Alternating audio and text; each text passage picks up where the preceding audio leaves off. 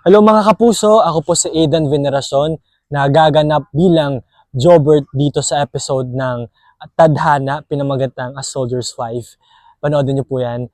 Ang makakasama ko po dito, syempre si Miss Andrea Torres, si Sir Victor Selayan, Miss Charmaine Buencamino, at si Sir Simone Barra. Ang storya po nito about sa relasyon ng magpapamilya at sa conflict na dadalin ng character po ni Miss Andrea Torres. Makikita nyo po dito sa story na to yung relasyon ng mag-ina, ng ina sa anak, ng anak sa ina, at ng kapatid sa isa pa niyang kapatid, at yung relasyon ng ina sa kanyang daughter-in-law. Mabigat yung mga eksena namin dito, madudugo, madaming, may mga sampalan, abangan nyo po yun. May mga masasampal, sino po kaya yun?